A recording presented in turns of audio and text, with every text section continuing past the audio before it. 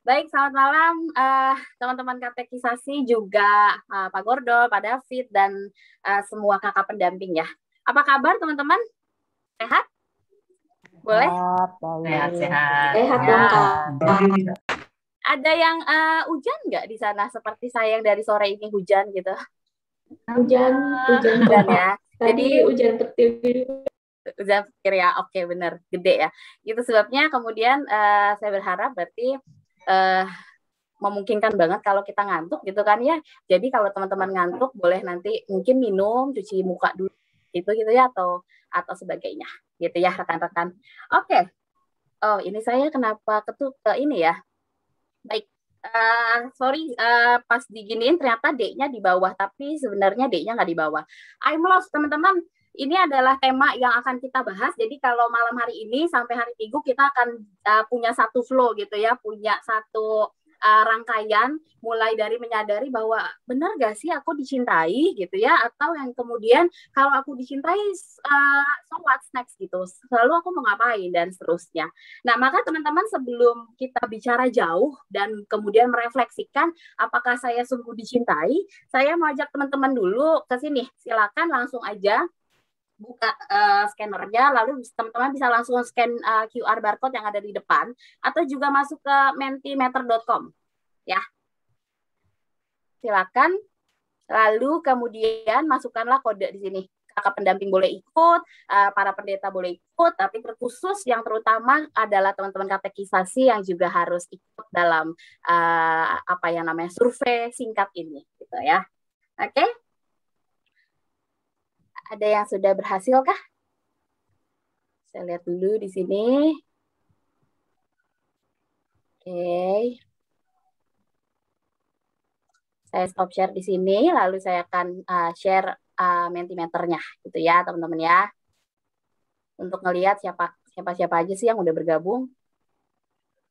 Silakan, berapa lama rata-rata waktu yang teman-teman butuhkan untuk posting sesuatu di medsos, terutama terkait dengan diri teman-teman, gitu ya. Mau posting di Snapgram, mau posting di mana, di feed atau apapun gitu ya. Berapa lama waktu yang teman-teman butuhkan? 1 sampai 10 menit, 11 sampai 20 menit, 21 sampai 30 menit.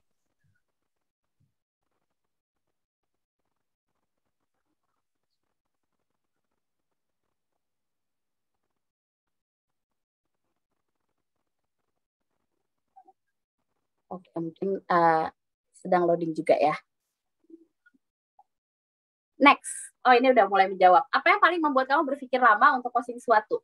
Takut isinya nggak berfaedah, foto diri gitu ya, orang lain, oke, dampaknya, tujuannya, what others things about me gitu ya, tujuannya, oke, bikin caption yang pas, oke.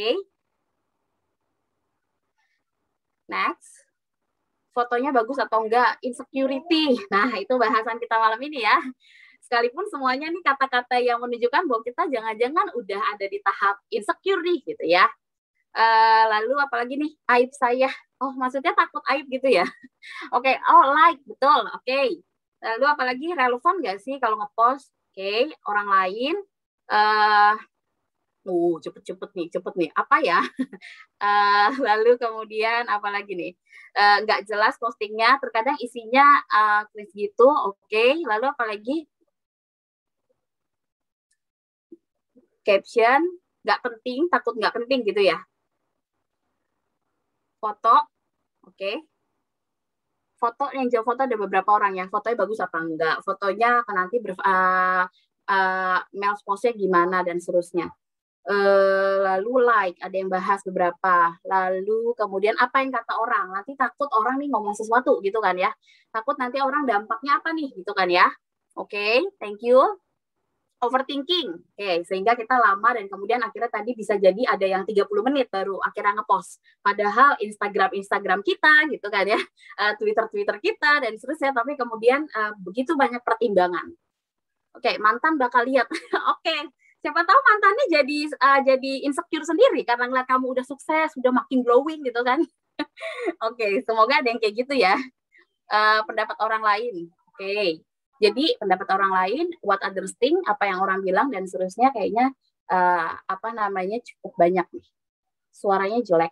harus mikir, harus bermanfaat. Oke. Lama-lama jadi jelek dilihatnya. Maksudnya postingan kita ya. Oke. Editnya males, akhirnya jadi nggak ngepost. Oke. Ada lagi kah yang masih mau berpartisipasi? Oke. Oh, ini udah masuk lagi. Oke. Caption. Nggak penting. Baik. Teman-teman boleh nggak kita give applause buat kita yang udah berpartisipasi? Terima kasih banyak ya.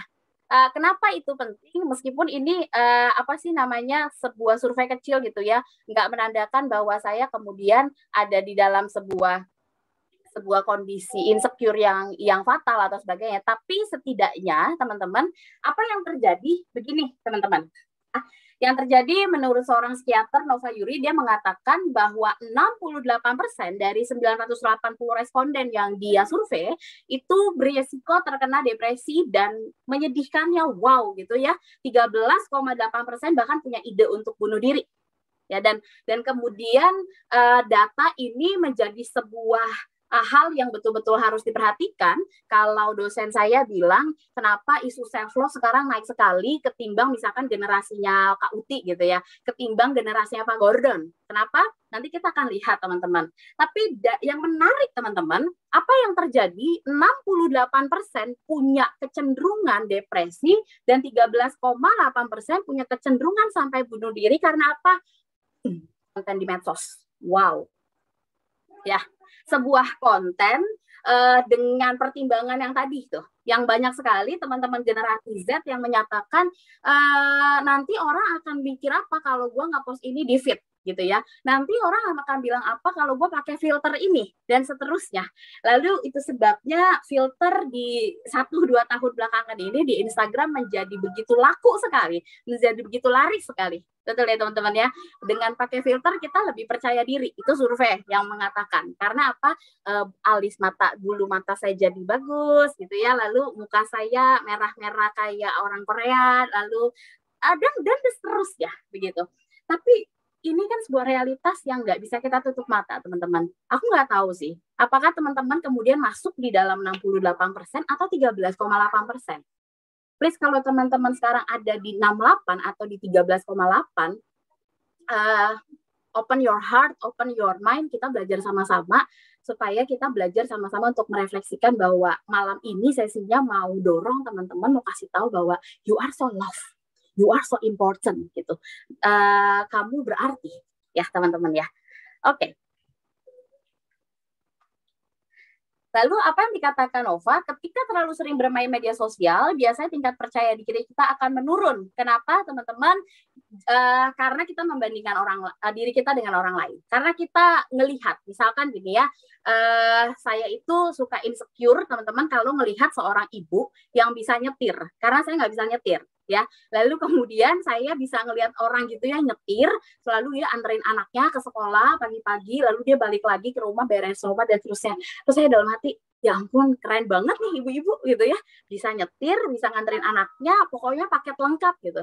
Tapi kemudian hal-hal yang kayak gini kalau dipikirin, ya saya memang punya kekurangan takut dengan jalanan gitu ya, sehingga kemudian saya nggak bisa memaksakan yang namanya insecurity itu. Tapi apa yang terjadi teman-teman, ini real sekali bahwa seringkali karena kita membandingkan diri dengan orang lain dan melihat ada satu yang sangat sempurna sehingga kemudian kita menjadi sangat mudah cemas, kurang tidur, dan merasa nggak berharga hingga depresi seperti yang tadi psikiater Nova katakan. 68% anak-anak remaja, itu survei terhadap anak remaja ya teman-teman, berusia 16 sampai 21 tahun yang sangat terpapar dengan medsos, sangat terpapar dengan digital dan hasilnya seperti tadi. Lalu kalau begitu, gimana kita mau ngomongin tentang self love? Gimana kita mau merefleksikan bahwa aku dicintai? This is next problem kan?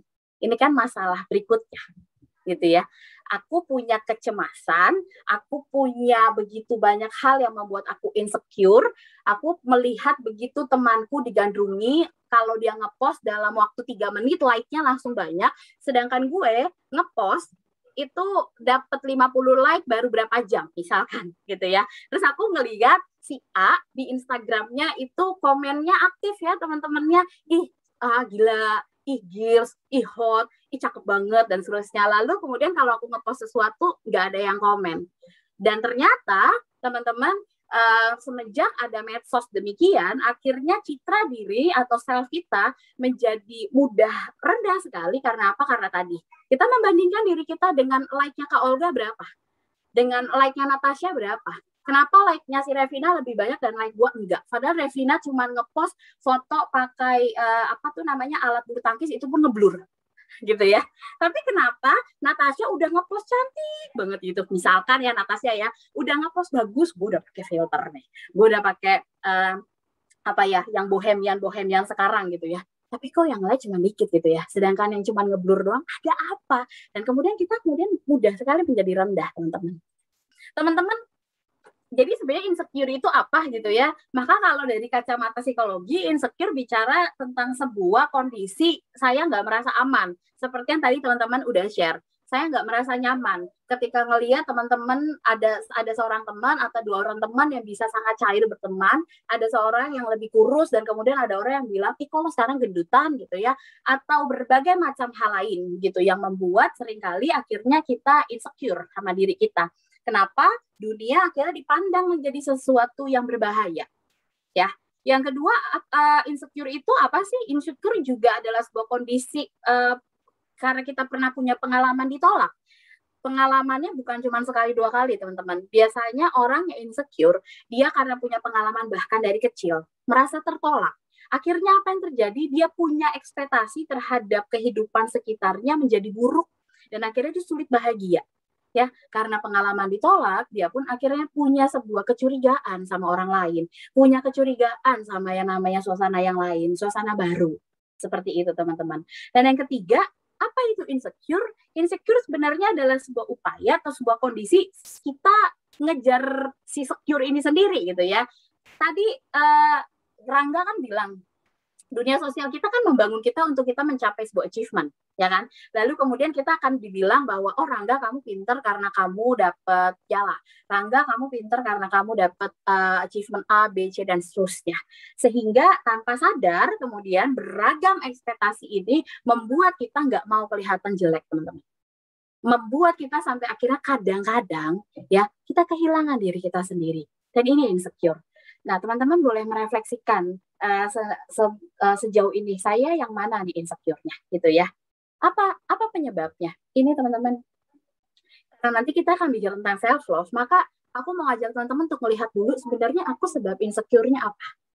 Teman-teman, yang pertama penyebab insecure ada karena tadi yang aku udah bilang. Karena ditolak terus-menerus, bahkan bukan hanya oleh teman, orang tuanya juga punya sebuah emosi negatif yang sering menolak kita, gitu ya. Kita ngajak ngobrol orang tua enggan dan bilang, udahlah, kamu pergi sama teman kamu aja, atau kemudian kita ke teman, ternyata teman kita malah nganggap, kok dia berbeda ya. Akhirnya kemudian teman-teman pergi ke satu tempat dan ternyata kita nggak dikabarin. Padahal kita ada dalam satu WA group.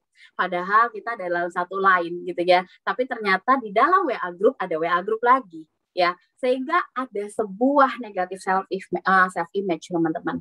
Yang kedua, apa penyebab kita insecure? Kita khawatir. Kita terlalu peduli apa kata orang lain. Ya. Jadi biasanya orang-orang kayak gini adalah orang anak yang tumbuh dalam pola asuh otoriter, atur sedemikian rupa gitu ya, nggak diberi kesempatan. Saya pernah punya satu murid, teman-teman, dan itu sedih banget dengar ceritanya gitu ya. Kenapa? Jadi dia itu tuh sangat pintar ya, teman-teman, murid saya ini. Tapi bahkan even cuman ke rumah makan aja ya, orang tuanya nggak pernah memberi dia kesempatan untuk pilih mau makan bakmi atau mau makan bakso misalkan, mau minum jus semangka atau minum jus mangga misalkan, nggak pernah ya. Buat orang tuanya apapun yang menjadi keputusan dia selalu salah. Anaknya pintar banget, mantan murid saya ini pintar sekali, tapi kemudian di dalam relasi sosialnya dia justru sangat khawatir dengan penilaian orang. Karena apa? Dia tumbuh dalam pola asuh yang sangat otoriter yang tidak memberi kesempatan. Yang ketiga apa? Perfeksionis. Ya. perfeksionis, lalu kemudian segala sesuatu harus detail, segala sesuatu harus sempurna, segala sesuatu nggak boleh bercela gitu. Sampai kadang-kadang tipe perfeksionis akhirnya lupa bahwa kadang-kadang ada orang yang tidak perfeksionis, atau akhirnya ada juga sebenarnya hal yang nggak bisa selalu kita kontrol. Ya teman-teman ya, orang perfeksionis pun ternyata bisa insecure. Dia akan insecure ketika misalkan kerjasama, atau dia akan insecure misalkan ketika dia dalam kerja kelompok, kalian di kuliah atau di SMA gitu, kerja kelompok, tapi temennya adalah tipe yang misalkan sanguin gitu ya, tipe temennya yang ya udah nanti kita kerjakan sama-sama dan seterusnya, sedangkan dia gitu. Nah akhirnya dia punya insecure sendiri. Yang keempat apa? Tahap perkembangan yang nggak utuh penyebabnya. Atau apa yang dikatakan history attachment-nya nggak responsif. Akhirnya dampaknya adalah dua ya teman-teman. Internal working models pada diri sendiri menjadi apa? Jadi gini teman-teman, history attachment. Waktu kita bayi, ya, waktu kita kecil, kita Bowlby mengatakan gitu ya, salah seorang pakar attachment, dia mengatakan seorang bayi sampai dia umur 6 tahun harusnya dia mendapatkan kondisi yang responsif. Nanti teman-teman boleh tanya ke orang tua, ke mama, ke papa, atau ke wali. Dulu saya yang seperti apa ya? Ya, itu sebagai jalan masuk untuk kita ngecek kenapa saya misalkan insecure. Ya, seorang bayi yang sangat responsif, misalkan dia nangis atau dia ada masalah, kemudian mamahnya datang, kenapa sayang, gitu ya, terus papanya datang, kenapa nak, ada yang bisa papa bantu dan seterusnya. Tapi sebaliknya seorang bayi atau seorang anak balita yang nggak mendapatkan attachment yang responsif, ya, attachment yang cuek, suka menyalahkan, justru sampai besarnya, maksudnya dalam teori perkembangan, itu bisa jadi yang menyebabkan dia insecure terus-menerus. Bisa berubah nggak sih? Bisa, ketika dia kemudian memahami bahwa ada yang salah nih, dan aku butuh, gitu ya. Tapi kemudian banyak juga yang kemudian nggak berubah karena apa? Tidak menyadari history attachment-nya waktu itu seperti apa. Seperti itu teman-teman. Jadi, apa dampaknya? Kalau history attachment-nya baik, dari dia lahir sampai 6 tahun, teman-teman dari lahir nanti boleh tanya ke orang tua gitu. Kalau baik, maka biasanya orang-orang seperti itu akan lebih minim insecure-nya. Ya, dia akan lebih merasa berharga, hubungan dengan orang lain juga biasanya punya komitmen tinggi. Nah, buat teman-teman, tapi kalau misalkan history attachment saya nggak responsif, Kak, biasanya dampaknya apa? Salah satu dampak yang paling bisa gampang lihat adalah waktu pacaran supaya gonta-ganti. 2 bulan sama Karel, 3 bulan sama Vano, kemudian 2 bulan berikutnya sama Chris misalkan, dan seterusnya gitu ya. Kita ngelihatnya asli ini cewek playgirl banget gitu ya, terus kita ngelihatnya asli ini Vano playboy banget, tentang anak basket gitu ya. Padahal kita nggak tahu, jangan-jangan ada history attachment yang nggak responsif waktu diterima, sehingga apa? Dia sulit membangun relasi yang intim, komitmen yang dalam dengan orang lain. Ya teman-teman, karena apa? Ada perasaan tertolak. Dan dia tidak bisa membayangkan bahwa orang akan bisa membahagiakan dia. Begitu ya. Oke, jadi kenapa kita perlu tahu sih penyebab ini? Ini nanti akan menolong kita untuk di endingnya gitu ya, untuk mengenal penyebab saya apa dan kemudian apa yang harus saya lakukan. Supaya saya berani berefleksi bahwa I'm so loved gitu. Saya begitu berharga. Oke. Nah, teman-teman, apalagi yang membuat kita kemudian kerap insecure? Seringkali saya dicintai karena syarat. Ya. Dan saya tadinya kemarin pas bikin bahan saya bilang, mungkin nggak ya orang tua katekisasinya ikut gitu ya. Karena ini bagus buat orang tua katekisasinya untuk ngasih tahu. Seringkali kita jadi orang tua yang mencintai anak kita, mama sayang banget deh sama kamu pinter banget Joshua gitu ya. Mama sayang banget deh karena kamu selalu juara 1 gitu ya. Sehingga ketika kita nggak juara 1, ketika misalkan Hizkia, ketika misalkan Daniela tidak mendapatkan apa yang diharapkan oleh papa mamanya, jangan-jangan kita nggak dicintai. Ya, saya dicintai, teman-teman, kerap kali dilekatkan pada 5 hal ini. Punya apa? Ya, itu sebabnya tidak sedikit anak-anak yang kemudian anak-anak remaja ya, saya nggak bilang semuanya, yang berlomba-lomba pengen punya iPhone Pro. Benar ya? Uang jajan aja malah dari orang tua, tapi berlomba punya iPhone Pro. Biar apa? Biar masuk geng iPhone Pro. Sedangkan saya gitu ya masih Xiaomi ya, Red berapa lah ini? Kelihatan nggak nih? Red 5 ini juga LCD-nya udah pecah-pecah, cuman ya udah jatuh cinta lah, belinya pakai setengah gaji kan, jadi dihargain gitu ya teman-teman. Nah tapi kemudian apa yang kita punya seringkali dilekatkan. Karena apa? Kita berpikir kalau gue nggak punya A, gue nanti kemudian nggak bisa masuk dalam komunitas A. Kalau gue nggak punya B, gue kemudian nggak masuk dalam komunitas B, dan seterusnya. Yang kedua apa? Seringkali kita terjebak dalam relasi atau dalam sebuah, saya akan dicintai kalau saya cantik, kalau saya tampan, ya kayak David Beckham gitu. Masalahnya kan kita nggak mungkin semua punya tampang kayak David Beckham ya teman-teman ya. Ketampanan atau kecantikan ini juga seringkali dilekatkan ya teman-teman, sehingga kita terus mengejar secure itu. Lalu ini yang tadi dibilang Rangga, pencapaian, ya. Lalu ada kemampuan dan popularitas. Seringkali saya dicintai dan dilekatkan pada 5 hal ini. Tapi faktanya apa teman-teman? Ada yang kenal ini nggak? Boleh dong unmute your mic. Cantik banget gak sih? Tapi saya nggak insecure sih. Canda ya. Ada yang kenal ini nggak? Cantik banget beneran. Langsing. Kayak kira-kira saya bisa sampai kayak Island ini berapa lama ya olahraganya? Oh, foto setahun lagi. Oke, kita tunggu Kak Olga ya. Teman-teman, Aileen, pemenang Indonesian Top Model. Ya, pemenang loh. Dia bukan hanya finalis, tapi dia pemenang. Tapi teman-teman kalau dengar kisahnya dia di YouTube gitu ya, bagaimana dia itu menangis dan sampai ditolong oleh seorang psikolog. Karena apa? Karena setiap dia mau posting foto, ya, kalau di dalam survei tadi janjian dia masuknya lebih dari 30 menit. Setiap dia posting foto, padahal udah kurus banget ya, nggak kayak saya yang cabi rezeki ini gitu ya. Dia yang kurus banget teman-teman, dia masih memperhatikan, masih pakai filter, masih pakai berbagai macam aplikasi edit foto supaya lebih kurus lagi. Ya.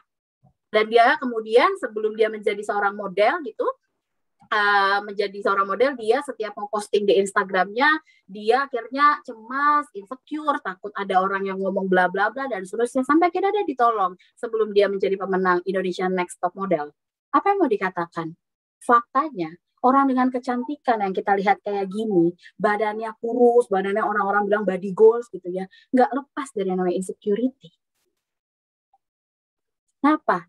Jangan-jangan Aileen, dan dalam YouTube-nya dia mengatakan ketika dia ditolong oleh psikiater itu gitu ya, dia menyadari bahwa dirinya membiarkan seluas-luasnya ditentukan oleh orang lain. Ya, itu sebuah refleksi menarik. Berikutnya, ada yang kenal ini lagi ya? Saya bilang cantik-cantik lah.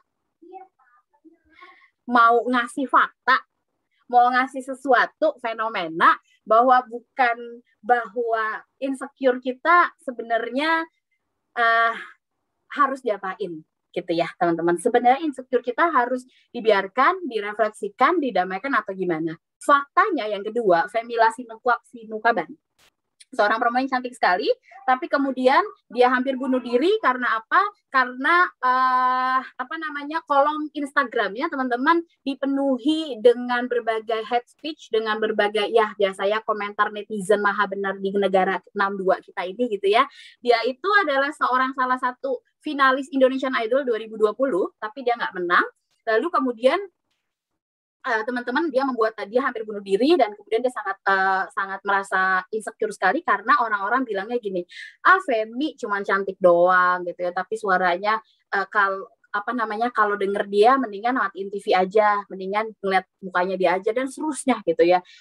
Lalu Femi mengatakan orang-orang nggak berpikir ya bahwa yang kalian katakan itu betul-betul menyakiti aku gitu ya teman-teman. Jadi dia betul-betul dinilai hanya karena kecantikannya masuk Indonesian Idol atau berhasil masuk finalis seperti itu, bukan karena suaranya. Dan ini membuat dia sangat down sekali sampai kemudian dia bisa bangkit kembali.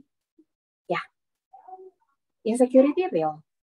Tapi nyatanya insecurity bisa mengenai siapapun. Kalau saya lihat sekilas, saya misalkan lihat Femi gitu ya, siapa yang nggak mau kayak Femi? Mulai besok saya akan Tabata workout. mulai besok saya akan yoga, biar kayak Femi. Biar setahun lagi saya sama Kak Olga sama nih badannya, sama kayak Aileen tadi. Ya benar nggak? Tapi apakah kemudian tahun depan masalah saya sama Kak Olga selesai? Jangan-jangan nanti ada lagi yang bilang, kayaknya lu cakepan agak gendut dikit gitu ya. Pusing lagi nih. Kayaknya tulangnya kekurusan gitu ya. Kayaknya, aduh, pokoknya berbagai macam ekspektasi yang kemudian membuat kita nggak selesai. Sampai akhirnya kadang-kadang apa yang terjadi? Kita kehilangan diri kita sendiri, teman-teman. Di saat kita kehilangan diri kita, maka agak sulit untuk kita kemudian mencintai diri kita. Ya, kita terjebak dengan ini, dan mana yang mau teman-teman pilih. Konsep satu, kita akan terus mengupayakan melekatkan diri pada hal-hal yang tadi tuh, kepemilikan, popularitas, ketampanan, kecantikan, dan seterusnya. Akhirnya kita kehilangan diri kita sendiri. Ya, saya selalu ngeliat media sosial, saya selalu ngeliat, oh harusnya kayak gini nih kalau pakai baju. Oh ya, sekarang baju agak dimasukin, kalau pakai kemeja satu dikeluarin. Oh sekarang harusnya kayak gini kalau mau pakai filter, biar gue cakep kayak siapa gitu ya. Oh sekarang kayaknya harus gini nih, biar jadi gue, biar banyak anak-anak cewek yang nggak nolak gue, dan seterusnya. Dan seterusnya. Ya, kita akhirnya kehilangan diri kita sendiri. Atau kita pilih konsep dua, teman-teman. Yang aku tahu bahwa emang nggak mudah untuk memilih salah satu, tapi setidaknya kecenderungan kita yang mana. Konsep dua, kita berdamai, kita menyadari bahwa saya rapuh, saya punya kekurangan, dan kekurangan ini nggak terhindarkan, dan justru di dalamnya saya mau menguji apakah relasi saya sehat. Maksudnya gini, ketika saya punya sebuah kekurangan yang benar-benar nggak terhindarkan, ya sudah diupayakan tapi tetap buat orang-orang kurang, maka disitulah kita akan menguji keluarga kita akan menguji teman-teman kita. Ada Lady Gaga lovers di sini? Mamaku bilang waktu aku muda, aku tuh cantik, aku berharga, dan seterusnya gitu ya teman-teman. Teman-teman, Gaga adalah seorang perempuan yang bangkit dari kerapuhan. Gaga adalah seorang bintang yang orang-orang lihat, wow, siapa yang nggak kenal Lady Gaga? Apa yang dibintanginya itu pasti akan jadi sebuah hal yang booming, lalu stylenya dia nggak ada yang nandingin, dan seterusnya. Tapi saya rasa tidak banyak orang yang mengetahui apa yang ia lewati di usianya 19 tahun. Gaga diperkosa, teman-teman. Dia diperkosa di usia 19 tahun, lalu kemudian dia akhirnya hidup dalam sebuah mental disorder, ya, karena pengalaman yang begitu menyakitkan yang Gaga rasakan. Tapi apa yang terjadi untuk bangkit dari mental disordernya, ya teman-teman, dia didampingi oleh papa mamahnya dan juga oleh seorang abangnya gitu ya. Jadi keluarganya punya sebuah history attachment yang so close, yang sangat dekat, dan dia didorong sedemikian rupa untuk bangkit dari kerapuhan itu. Ya teman-teman, hingga akhirnya Born This Way menjadi sebuah ide untuk Born This Way Foundation yang digagas oleh Gaga di Amerika Serikat. Untuk siapa? Gaga akhirnya memutuskan diri, dan ini yang mungkin jarang diliput oleh media gitu ya, dia menjadi salah seorang artis yang hadir buat teman-teman yang dimarginalkan di Amerika Serikat. Gaga melalui Born This Way Foundation menjadi seorang yang mau menyatakan harapan buat orang-orang yang seringkali tidak diperhatikan, yang seringkali dilupakan, yang seringkali dipinggirkan karena perbedaan, dan seterusnya. Apa yang mau saya katakan, teman-teman? Di slide sebelumnya saya mengatakan kita kayaknya nggak mungkin menghindarkan kerapuhan. Kerapuhan jadi bagian hidup kita. Bisa jadi kerapuhan juga menguji sebenarnya. Kerapuhan mau menguji bagaimana keluargaku ketika aku rapuh. Bagaimana teman-temanku. Sehingga itu menjadi salah satu cara kita untuk menyaring teman-teman circle gua sehat apa enggak. Circle gua positif apa enggak. Ya, bangkit dari kerapuhan. Dan yang menarik teman-teman, apa yang dikatakan Gaga, I'm beautiful in my way, that makes us no mistakes. Tuhan nggak pernah salah ketika menempatkan Ibu Cici dalam katekisasi ini. Tuhan nggak pernah salah ketika menempatkan Karen di dalam keluarganya. Tuhan nggak pernah salah ketika menciptakan Olivia ada di tengah-tengah komunitas kita. Karena apa? Karena kita semua adalah gambarnya Allah. Dan dosen saya dulu selalu bilang, teman-teman, kalau lagi mau baca kisah penciptaan, pakailah imajinasi. Maka ini yang sering saya sampaikan. Saya menggambarkan, saya mengimajinasikan Tuhan tuh ketika bentuk Siska, Tuhan lagi senyum. Makanya saya suka senyum. Ya, makanya saya nggak insecure sama pipi saya yang gembul ini, gitu ya. Karena saya mengimajinasikan Tuhan ketika bentuk saya, ya udah pipinya jangan kayak Aileen, ya, tapi pipinya kayak gini aja. Ya, itu menjadi salah satu imajinasi itu mengantar saya untuk merefleksikan bahwa betul Tuhan nggak membuat kesalahan pada diri saya. Dan saya berharap refleksi ini, imajinasi ini ada dalam diri teman-teman sehingga ketika kita punya permasalahan dengan gendut, punya permasalahan dengan misalkan hidung yang nggak sempurna, atau punya permasalahan dengan rambut yang nggak bagus seperti orang-orang bilang, kembali mengimajinasikan Tuhan bikin aku tuh lagi tersenyum, penuh ketelitian. Ya, makanya Tuhan nggak pernah salah menciptakan kita. Dan yang kedua, apa yang menarik dari liriknya Lady Gaga? I'm on the right track. Allah menciptakan kita dengan keelokan yang sama. Teman-teman jujur deh, saya nanya deh ya. Oke. Coba. Nggak apa-apa, jujur aja ya. Oke. Nel Justin, Siska sama Ebel cantikan siapa? Siapa, Kak? Siska sama Ebel cantikan siapa? Semuanya cantik, Kak. Bisa aja. Orang suruh milih. Orang disuruh pilih ya. Takut ini ya, takut apa namanya, Pak Gordon, percakapan takut nggak lulus gitu. Semuanya cantik. Oke, thank you Nel, nggak apa-apa, kita hargain. Oke, teman-teman, iya, saya berarti mengkonfirm ya kata-kata Nel ini positif deh, menarik nih. Nel bilang semuanya cantik gitu ya, dan betul bahwa Tuhan menciptakan kita dengan keelokan yang sama tapi wujudnya berbeda-beda. Dan itu yang membuat kita kemudian menjadi menarik. Ya. Misalkan ada seorang yang secara paras atau hidungnya lebih mancung dari saya, tapi kemudian apa? Kemudian yang saya syukuri adalah misalkan Tuhan memberikan saya kelebihan dalam bicara, gitu ya. Tuhan memberikan saya kelebihan dalam suara. Ya udah, akhirnya kalau misalkan lagi ada acara di gereja tuh, atau waktu saya masih zaman muda gitu ya, ada orang sih lebih cantik dari saya, tapi terkenal saya loh teman-teman. Karena apa? Karena nyanyi. Bukan karena cantiknya, tapi yang satu lagi teman saya terkenal nggak? Misalkan ditanya, ada tuh waktu itu, saya ingat banget namanya Olive teman saya ini. Jadi dulu kalau saya naposo pemuda gitu ya, saya insecure sama dia jalan karena semua laki pasti matanya memandang ke dia gitu. Tapi kalau ditanya terkenalan saya pas Siska apa Olive, Siska karena nyanyi. Tapi dia terkenal dalam apa? Dalam rupanya. Apa yang mau saya katakan? Kita semua diciptakan dengan keelokan sama, tapi kita punya porsi yang berbeda. Makanya saya bilang, Olive makasih ya lo nggak bisa nyanyi, nggak kebayang deh kalau lo juga bisa nyanyi. Habis. Ya. Maka kemudian diberikan porsinya masing-masing. Gitu ya, teman-teman. He made you perfect. Teman-teman, Tuhan membuat kita sempurna. Tuhan membuat kita dengan ketelitian. Maka ketika kamu besok khawatir, ketika kamu besok merasa insecure sekali, maka apa ya dikatakan penulis Injil Matius, coba pandang burung-burung di sana. Coba lihat bunga-bunga yang indah. Dan coba berefleksi. Seberapa besar kasih Tuhan buat aku yang sering insecure ini. Semoga dengan refleksi itu mendorong kamu, menolong teman-teman untuk menyadari bahwa oh iya ya, Tuhan udah buat aku dengan sangat sempurna. Ya. Dan ini yang terakhir. Ya, terakhir dari lagunya Gaga. Ya, udah senang aja ya kalau dibilang terakhir ya teman-teman ya. Terakhir dari lagunya Gaga. Don't hide yourself in regret, hold your head up and you go far. Teman-teman, sekali lagi belajar dari Gaga. Gaga pernah rapuh di usia 19 tahun. Aduh, pengalaman diperkosa tidak pernah ada satupun yang membayangkannya. Ya, saya nggak tahu luka apa yang sekarang teman-teman punya. Apa yang mau saya katakan? Buka diri pada pemulihan, sadar bahwa saya membutuhkan pertolongan, temui seseorang yang teman-teman percaya. Ya, bangkit. Jadi justru kerapuhan teman-teman menguji relasi kita, menguji pertemanan kita, menguji cintanya papa mama kita pada kita.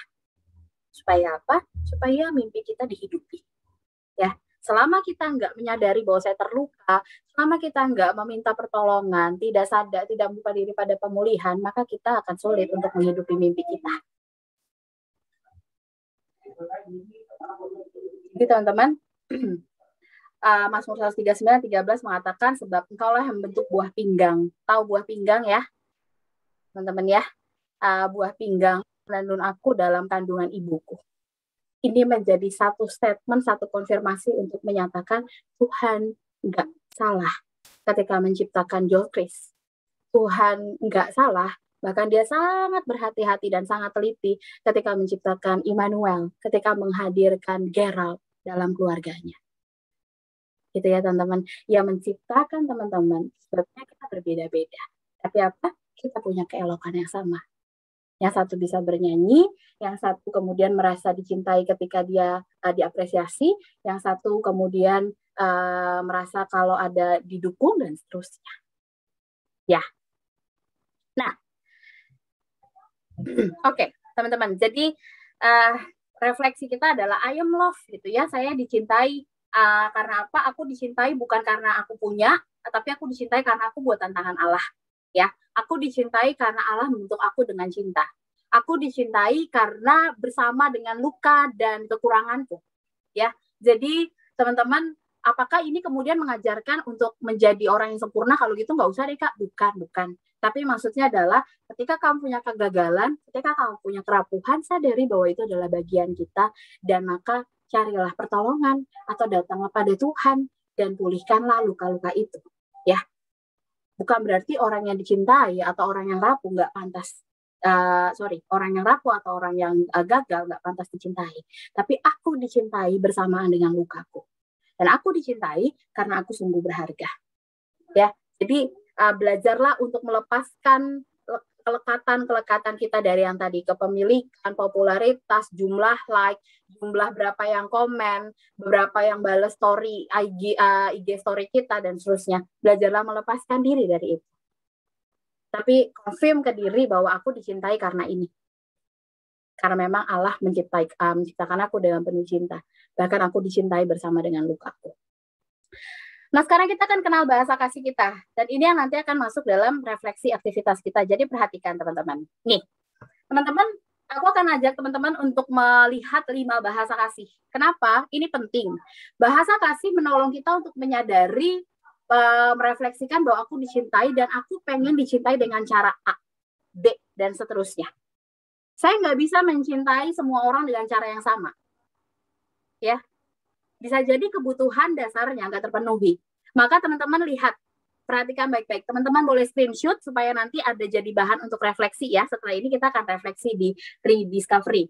Quality time. Kalau teman-teman suka diajak jalan-jalan, sukanya sama keluarga atau sama pasangan, sukanya punya waktu yang banyak, selalu ada. Teman-teman jadi pendengar yang baik atau suka didengar, sukanya menemani, suka kalau nyapa orang maunya ditatap wajahnya dan disenyumin. Pokoknya semua segala sesuatu dilakukan dengan bersama, berarti bahasa kasih teman-teman quality time. Jelas ya? Nanti teman-teman boleh lihat ya perbedaannya. Yang kedua, receiving gift. Aku lebih senang diperlakukan kalau aku dapat bunga di hari Valentine. Ya, tapi ada juga seseorang yang nggak suka dapat bunga. Gue lebih suka di hari Valentine, ya udah lo sama gue gitu misalkan ya, misalkan gitu. Nah, aku lebih senang kalau papa mamaku kasih aku ketika habis selesai ngambil rapot itu kejutan. Tapi ada juga yang lebih senang, wow, papa bangga sama kamu, gitu kan ya. Nah, receiving gift, bahasa kasih kedua, dia yang seperti ini. Dapat hadiah, suka dengan hal romantis, agak tekor sih ya, kalau yang punya bahasa kasih kedua ini ya. Lalu dapat kejutan dan seterusnya. Yang ketiga, ya, yang ketiga ini adalah word of affirmation. Diberi apresiasi cukup, nggak perlu diberi kejutan, nggak perlu diberi hadiah. Ya, kata-kata romantis, suka dengan pujian, diakui gitu loh. Bahwa saya berhasil melakukan sebuah A, saya udah bikin flyer buat GKI Kota Wisata, saya udah bikin e-magazine yang menarik dan diakui gitu ya. Wah, Kayla, thank you ya, e-magazine-nya bagus sekali gitu ya. Jangan-jangan itu menjadi bahasa kasih kita, word of affirmation. Terus mengakui kesalahan, jadi kamu senang banget kalau ada orang mengakui kesalahan kepada kamu. Dan itu sebenarnya akan mendorong kamu juga untuk sana. Lalu ditegur dengan baik. Yang keempat, physical touch. Sukanya dirangkul, dipeluk, ya, dibelai-belai rambutnya, gitu kan ya. Lalu kemudian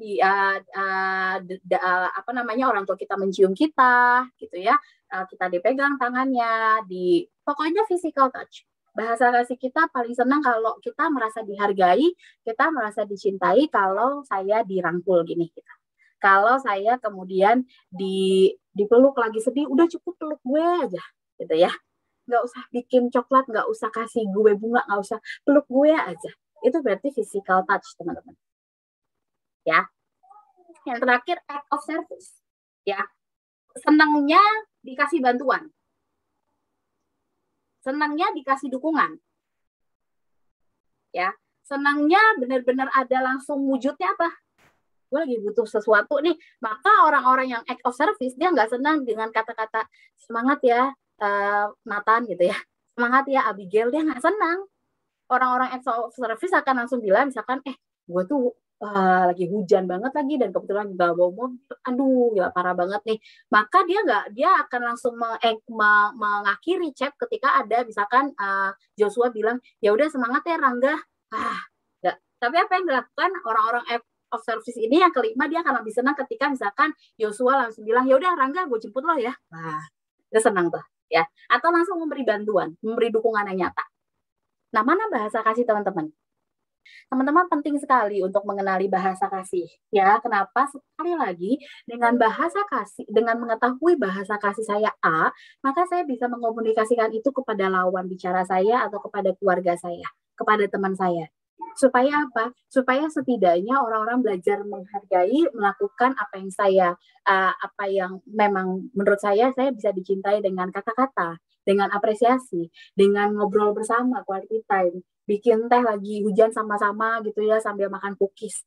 Jadi bahasa kasih menolong kita untuk mengomunikasikan itu. Sehingga kita mampu untuk kemudian terus merefleksikan bahwa I'm love. Saya dikasihi, saya dicintai. Jadi bagaimana? Ini tips sederhana aja teman-teman, cara untuk mengupayakan mencintai diri. Yang pertama, penting sekali dan menjadi dasar bangun relasi sama Tuhan. Ya, ini sekaligus pesan sponsor. Teman-teman nanti selesai CD, jangan kabur dari GKI Kota Wisata. Terlibatlah dalam komunitas. Ya, karena komunitas menolong kita untuk punya relasi dengan Tuhan. Komunitas di gereja membangun iman kita bersama-sama. Sekaligus apa yang bisa kita lakukan, kita tanya bersama-sama di dalam komunitas. Ya, ini menjadi dasar. Ya, kalau punya relasi yang bagus, punya relasi yang intim dengan Tuhan, maka aku mau bilang automatically kemudian bukan kemudian semua menjadi baik gitu ya, tapi kita punya penopang, kita punya orang-orang yang selalu mengingatkan. Ya, lalu kemudian apa? Kenali kritik. Kenali mana kritik yang membangun, mana kritik yang memang mau menjatuhkan. Ketika kamu berhadapan dengan kritik yang menjatuhkan, maka kamu bisa abaikan. Tapi kalau ini kritik yang membangun, maka coba dengan kerendahan hati terima itu. Ya. Lalu galilah setiap rasa, kenali, lalu kemudian komunikasikan bahasa kasihmu yang tadi, kasih tahu papa mama, Pak, aku tuh lebih senang bukan kalau dapat nilai bagus, atau aku dapat sesuatu bukan lebih senang dibeliin handphone terus papa nggak ada. Aku lebih senang papa sama aku duduk di sini, quality time, gitu ya. Katakan sama teman kamu, mungkin kamu udah ada yang punya pacar, anak kuliahan gitu, atau anak SMA, bilang sama dia bagaimana kamu sudah dikasihi. Ya, tapi jangan tentang karena pacaran semua jadinya physical touch ya, bahasa kasihnya berubah. Di rumah quality time pas pacaran aku physical touch gitu ya. Ya, itu sih udah lain hal ya, teman-teman ya. Kenali bahasa kasih kamu, komunikasikan. Ya. Lalu kemudian journaling ya. Ini aku salah satu yang aku lakukan journaling ya. Setidaknya 3 hal apa yang bikin kamu bete itu aku tulis. 3 hal apa yang benar-benar bikin aku merasa dicintai 1 minggu ini itu tulis gitu ya. Atau experience. Ya, exercise ya teman-teman, bukan experience, exercise, latihan, olahraga, melakukan hobi, main musik atau apapun, lari gitu, itu menjadi salah satu cara untuk mencintai diri kita. Lalu ini yang terakhir dan sedang booming sekali yaitu butterfly hug. Butterfly hug. Butterfly hug menjadi salah satu momen, salah satu cara untuk mencintai diri sendiri yang saat ini sedang digandrungi sekali. Ya, memberitahu kepada diri bahwa Siska kamu berharga gitu ya, Siska kamu udah melewati begitu banyak hal, maka terima kasih buat diri kamu yang sampai saat ini berjuang. Kurang lebih konfirmasi seperti itu. Boleh? Adakah yang mau membantu untuk mengambil gambar kita lagi butterfly hug? Oke, ya, agak diturunin kamera supaya kelihatan. 1, 2, 3. Oke, sip. Terima kasih kalau enggak. Teman-teman, jadi ini terakhir yang saya share gitu ya. Yang mau dikatakan adalah bahwa mencintai diri sendiri bukanlah maraton, teman-teman. Mencintai diri sendiri adalah sebuah perjalanan yang nggak bisa kita samakan, kita bandingkan dengan orang lain. Ya, kita nggak bisa mengatakan kok dia cepat banget, kok dia mudah banget untuk mencintai dirinya sendiri.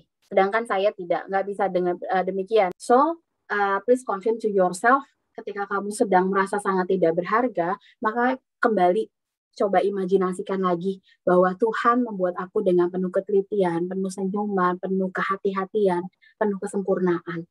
Ya, jadi mungkin kalau laki-laki malu kali ya, tapi nggak tahu. Tapi kalau di kamar sendirian boleh ya sekali-sekali butterfly hug gitu. Lalu kemudian sambil thank you karena seminggu ini udah debat sama temen gue yang nggak banget gitu ya. Thank you karena udah berhasil ngelewatin suasana di rumah yang nggak enak. Thank you apapun gitu. Please be kind to yourself. Be friend to yourself. Ya, teman-teman. Itu menjadi salah satu cara untuk betul-betul membawa kita merefleksikan pada sebuah kondisi bahwa aku sungguh-sungguh dicintai. Kerapuhan, kegagalan, atau bahkan berbagai hal yang seringkali kemudian membuat self-image kita menjadi negatif, kadang-kala nggak terelakkan, kadang-kala nggak terhindarkan, teman-teman. Maka di tengah kerapuhan itu, di tengah semua hal yang masa sulit yang seringkali kita lewati, apalagi teman-teman udah musidi gitu ya, udah akan mengambil sebuah keputusan kedewasaan iman, maka ketika nanti teman-teman semakin dewasa, ketika begitu banyak cobaan yang menghadang, begitu banyak cobaan yang menguji kesetiaan teman-teman, ingatlah bahwa Tuhan begitu mencintai teman-teman. When you're down, ketika kamu kecil, merasa kecil, ketika kamu merasa begitu takut, maka datanglah pada Tuhan, bangun relasi dengan Tuhan, dan kemudian refleksikanlah bahwa Tuhan menciptakan engkau dengan sangat sempurna dan penuh dengan ketelitian.